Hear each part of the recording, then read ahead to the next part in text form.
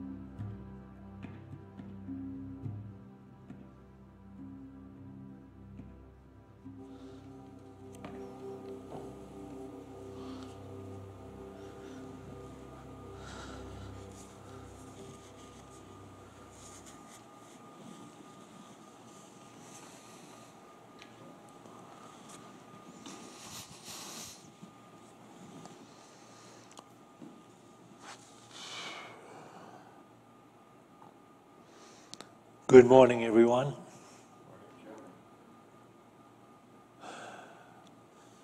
In ancient Greece, they had a temple that was dedicated to one of their gods named Apollo.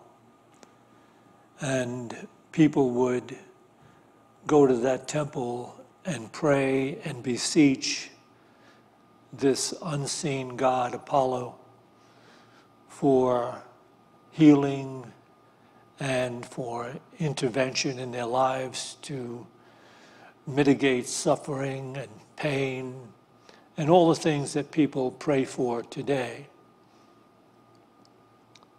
However, above the entrance to that temple, they had these two admonitions chiseled in stone, just above the entrance.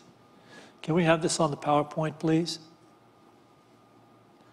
The inscription on the temple of Apollo, "Know thyself." That was the first one, "Know thyself." And the second one was moderation in all things. But if you understood the first one, the second one would take care of itself. Know thyself. I don't know what the people in those ancient times, how they handled that. But I know people of most of the times and periods, and certainly the people of this age, all believe that they know themselves. And what they believe is their collection of ideas and beliefs that became their personality. And that's the self they think this is referring to. But the self written above the temple of Apollo is the universal self.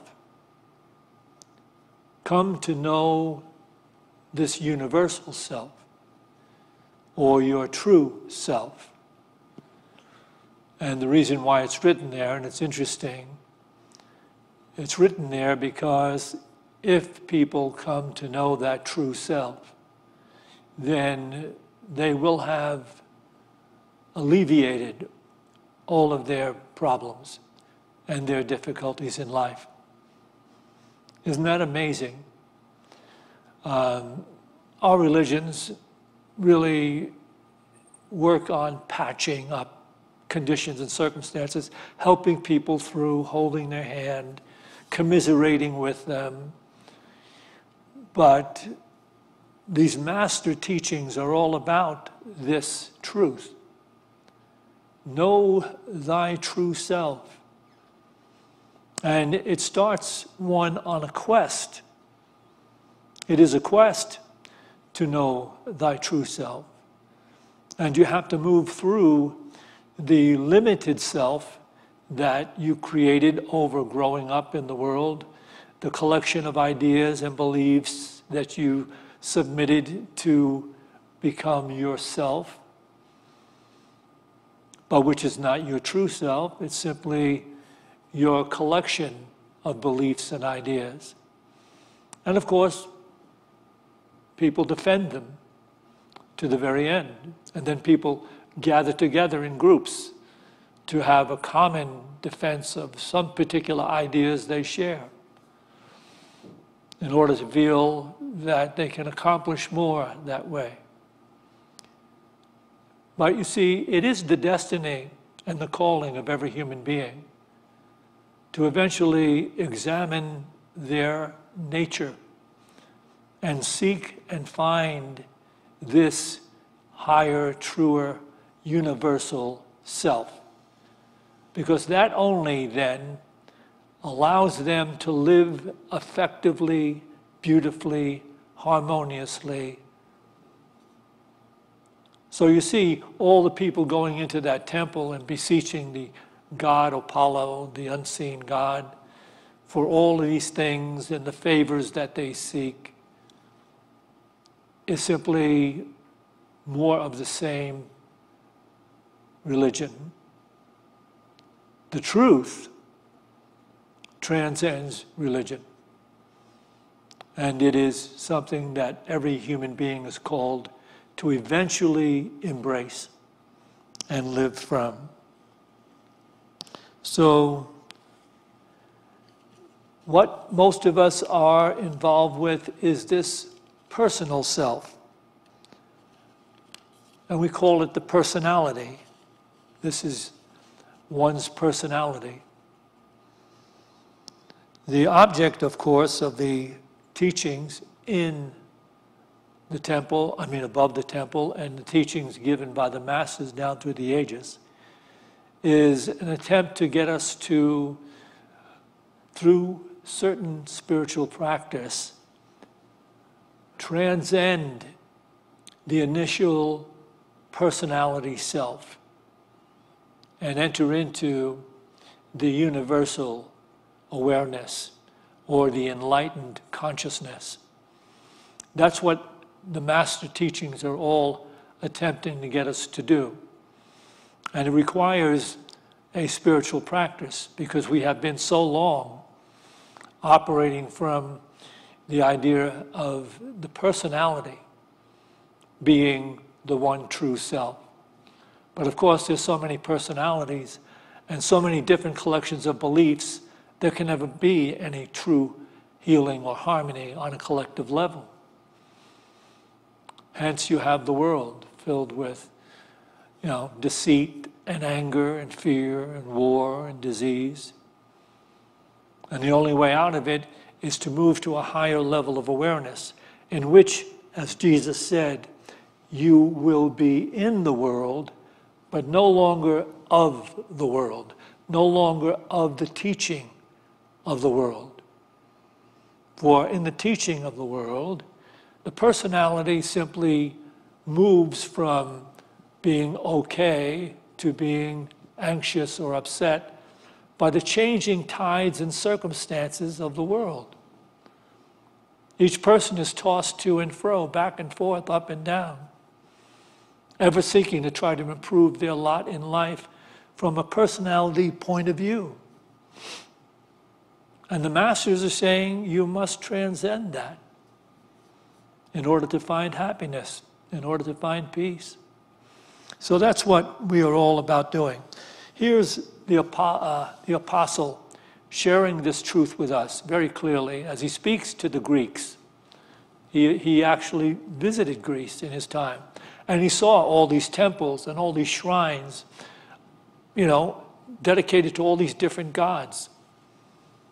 But then he was speaking to them about the one and only God, because they also had a shrine to an unseen God. And he said, I'm here to represent the unseen God. And this is what he said to them. Can we have this next PowerPoint? You can read this in the book of Acts, chapter 17, verses 24, 28. God, who made the world and everything in it, being Lord of heaven and earth, does not live in shrines made by man, nor is he served by human hands, as though he needed anything, since he himself gives to all people life and breath and everything. And he, God, made from one every nation of people to live on all the face of the earth, having determined allotted periods and boundaries of their habitation, that they should seek God in the hope that they might feel after him and find him. Yet he is not far from each one of us, for in him we live and move and have our being, as even some of your poets have said, for we are indeed his offspring. Let's take this back again, please. God, who made the world and everything in it, being Lord of heaven and earth, does not live in shrines made by man, nor is he served by human hands, as though he needed anything, since he himself gives to all people life and breath and everything. And he, God, made from one every nation of people to live on all the face of the earth, having determined allotted periods and the boundaries of the habitations, that they should seek God in the hope that they might feel after him and find him. Yet he is not far from each one of us, for in him we live and move and have our being, as even some of your poets have said, for we are indeed his offspring.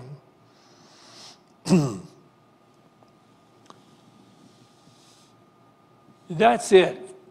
In other words, unless we have a one-on-one relationship to this intelligence we often refer to as God, unless we have that one-on-one relationship, there is no way to find peace, healing, truth, love.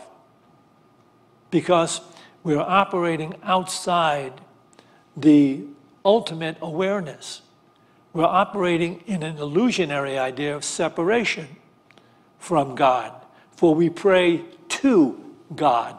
We seek God. We seek favors. We seek intervention as though God will enter into our lives and fix the problems that are occurring in our experience. But it's not ever going to happen that way. One has to become God conscious, or one with God. And then insight from within. There's a knowing how to live effectively, what to do in any given moment. And that's our calling. And not religion, and not temples, and not shrines. So,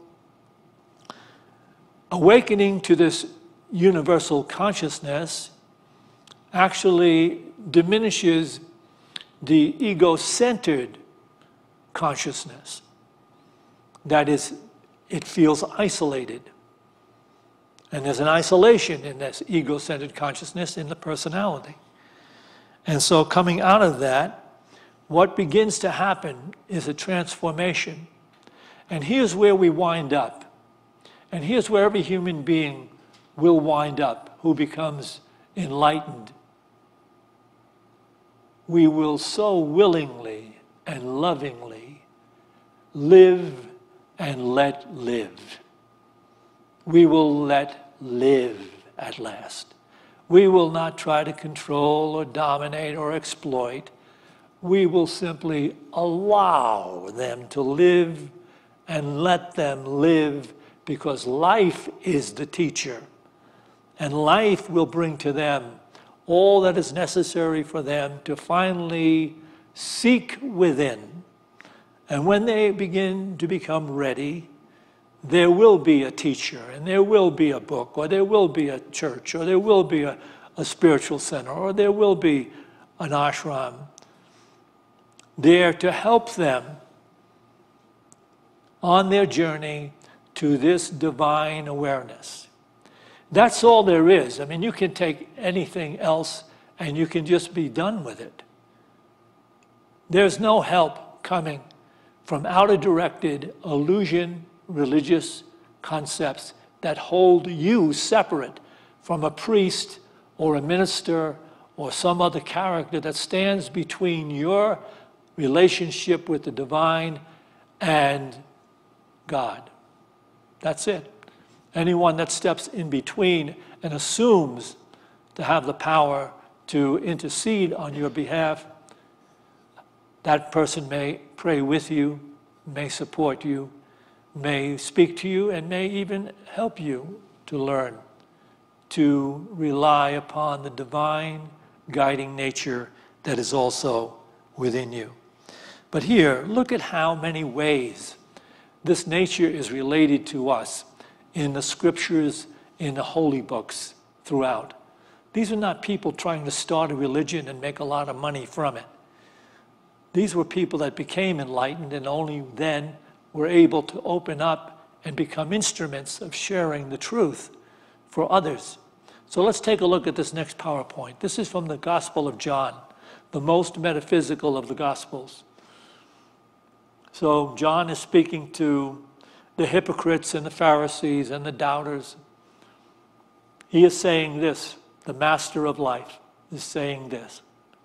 Truly, truly, I say to you, if anyone keeps my word, he will never see death.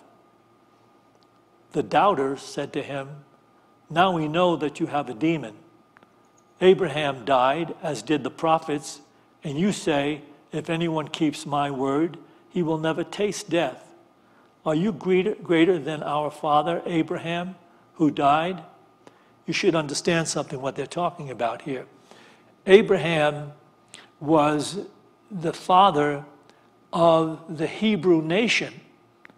It was Abraham. Out of him came the beginning of the Hebrew nation, and his son, and out of his offspring, and out of their offspring. And so it went that the Hebrew nation was created. It's a very highly spiritual story, and in itself has huge metaphysical implications.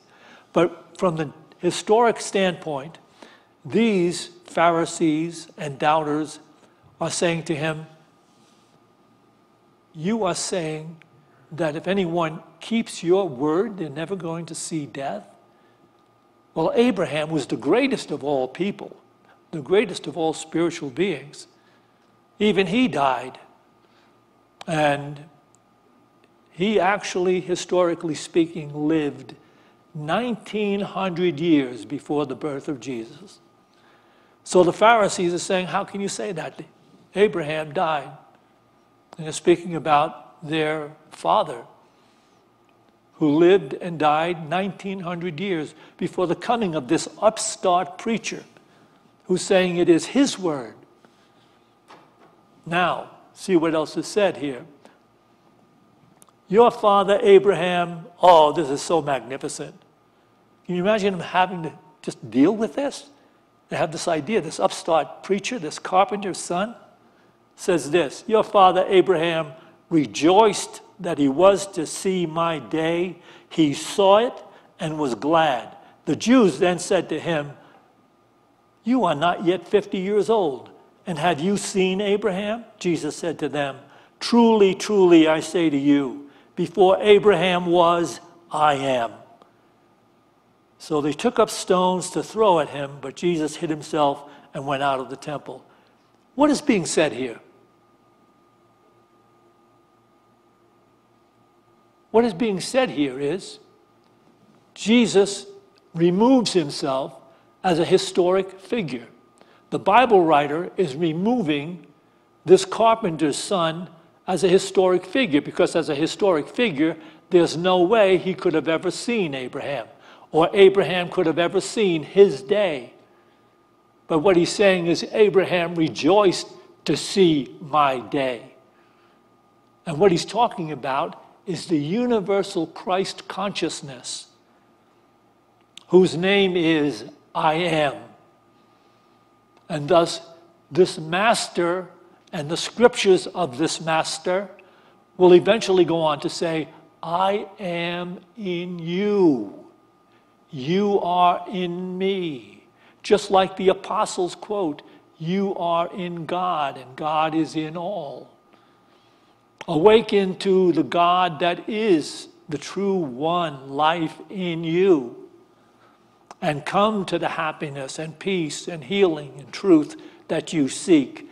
You cannot have it from the illusionary concept that you were born, raised, and educated in. It can't be yours. You'll go to your deathbed, and you will never have known what it means to be truly alive. So you have the master teaching right here. The Jews are saying to him, you are not yet 50 years old. How could you have seen Abraham? He lived 1900 years ago and died 1900 years ago. Look at this. It's so magnificent. Jesus said to them, truly, truly, I say to you, before Abraham was, I am. Before any human being was, I am. Who's he talking about? Who was before Abraham? Who was before every human being was? Only the divine intelligence that we call God, which is everywhere present and available to every person. And when you're not in harmony, and you don't have peace, and you don't have feelings of joy, it is because you are not present. And they had to bring along Eckhart Tolle to say, look, guys, just get present. You're going to find something that's been missing. Please, just get into the now moment and get out of this illusionary, ego-centered idea of idea after idea of idea, trying to create something that's going to benefit you in the future. Just relax, start to meditate, open up, and let this God consciousness reveal to you what it means to be alive. So, as we go on, when anyone awakens to this God consciousness, he transcends the personal and the self-consciousness which inhibits every single person that is here today. Can we have this? This is a tiny little video by another master, Alan Watts.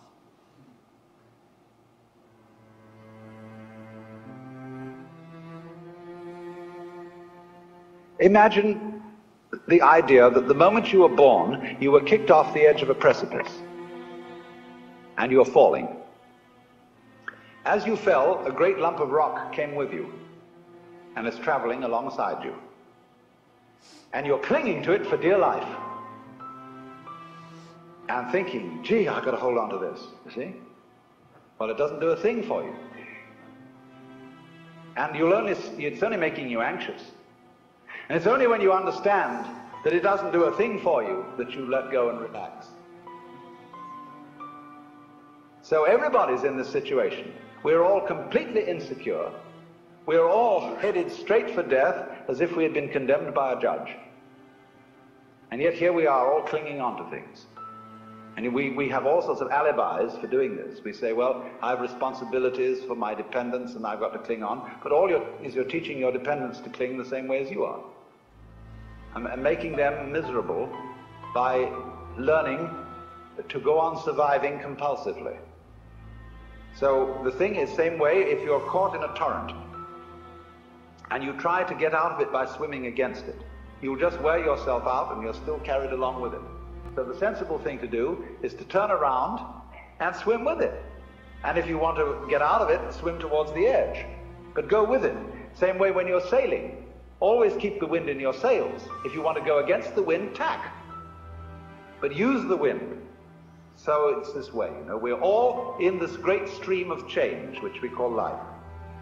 We are the stream. If you imagine you're separate from it and you're being carried along by it as if you were a cork, that's a delusion. You're a wave of the stream itself. So get with it.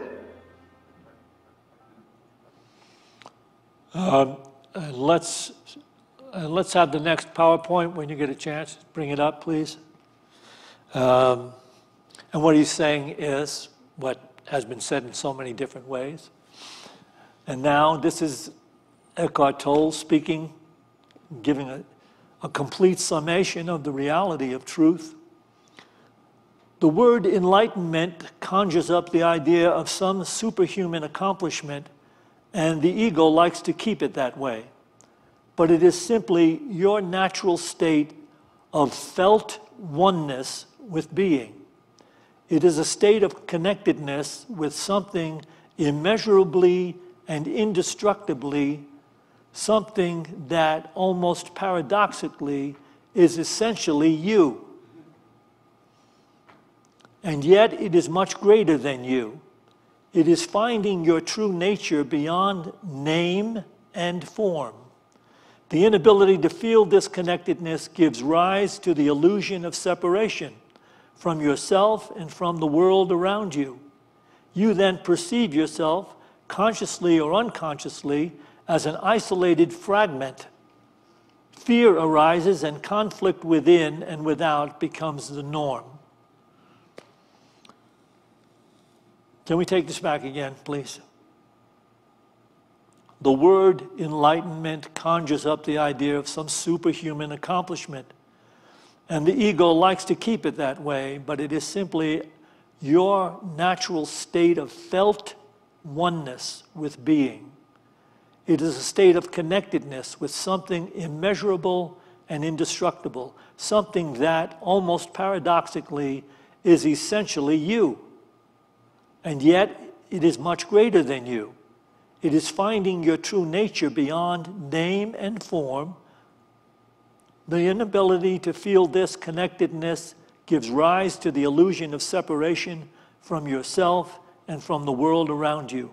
You then perceive yourself, consciously or unconsciously, as an isolated fragment. Fear arises and conflict within and without becomes the norm. Just to show you that, look at where this truth is every place. Can we have the next PowerPoint real quick, please? Can we have it up?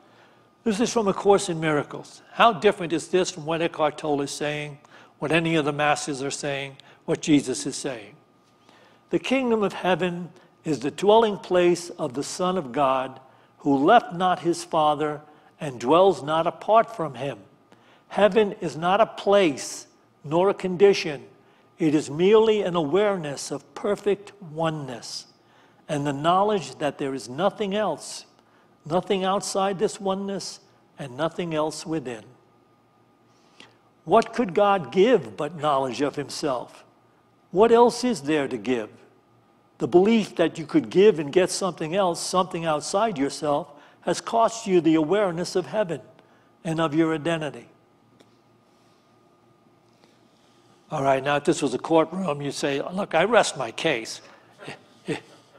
If this jury isn't going to get this, I mean, there's nothing else that can be said, because it's the only thing that the masters have said. Yes, there's lots of other people that have said a bunch of BS surrounding the whole idea of personality. That's fine.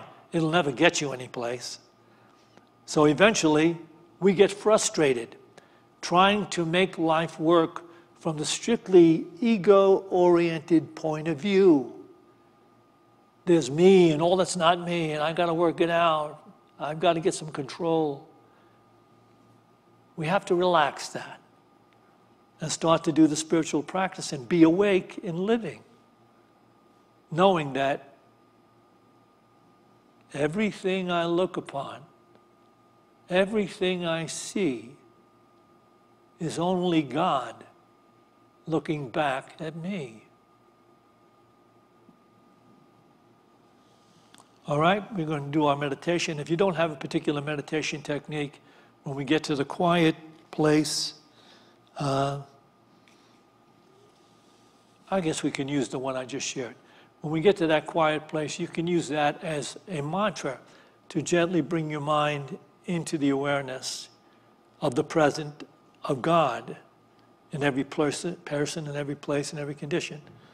So everything I look upon, everything I see is only God looking back at me or waiting for me.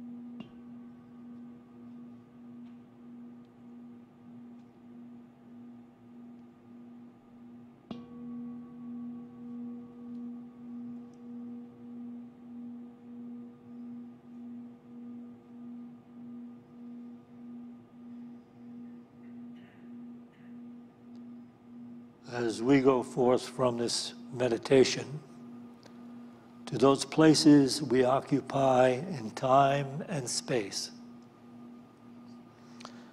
Let us go forth with a greater determination to practice the presence.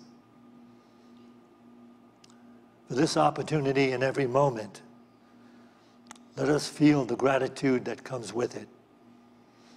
And to this we say, Amen.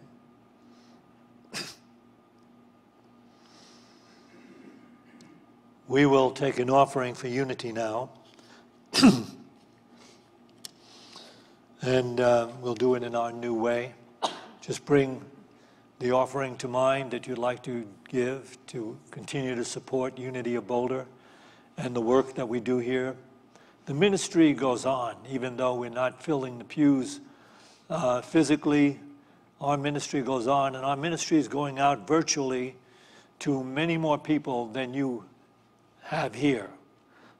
So we have many people watching online, and to you as well, I am speaking to make some donation to Unity of Boulder so that we can continue our ministry, which is a full ministry of classes and counseling and service and hospital visitation and home visitation.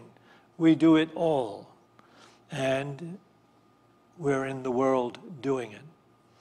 So, as we take this offering into our minds and hearts, let's bless it with this offering statement.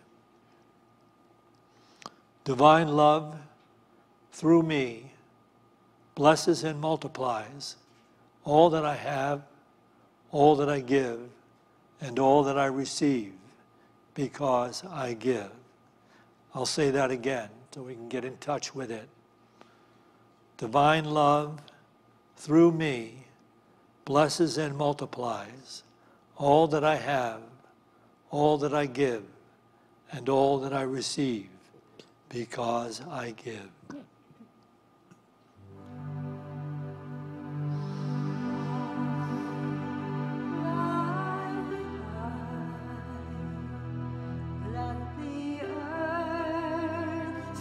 Touch the sky,